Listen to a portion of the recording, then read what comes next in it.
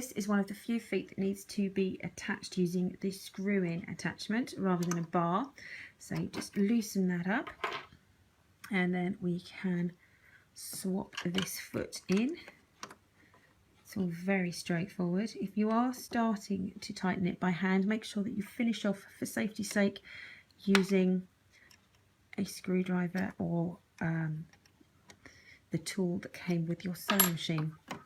Make sure that the needle can pass through the gap in the centre of the foot quite happily, and then we will run through some fabric to show you how the gathering foot works. So you can place the gathering foot at any position within your fabric. It doesn't have to run along the edge. So we will make a gather here. You need to have a nice long stitch length and a good high tension. The higher the tension, the better for this project or for this purpose. And let's start sewing those ruffles.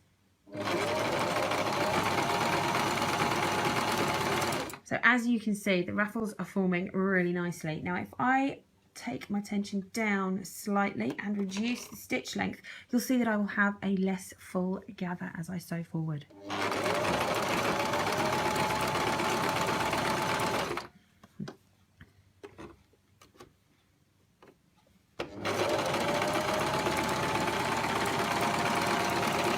So the lower that you set your tension and the lower that you set your stitch length, the less of a gather you get. And as you can see, that goes progressively from very, very full gathers all the way through to practically nothing by the end of it. And one of the things that I would definitely mention at this point is that these are gathers that you can't actually adjust. These are fixed and permanent gathering. So have a try before you start working on your project so that you know the format that your gathers will take and the tension and stitch length that works best for you.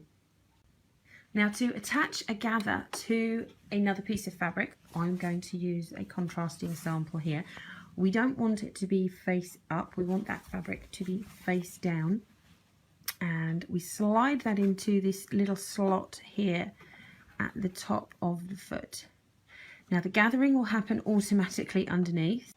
The trickiest part of this is that the roost fabric tends to try and spin off, and you need to bring that back so that the gathers are in a straight line. So we'll carry on with that and see if we can keep that in place, because I don't want to hold the fabric too tight here because that will stop the gathers happening. And the result of this is your gathers along the bottom and your nice flat fabric along the top. So if you're making a gathered skirt or a ruffle skirt, then this would be a perfect technique to use.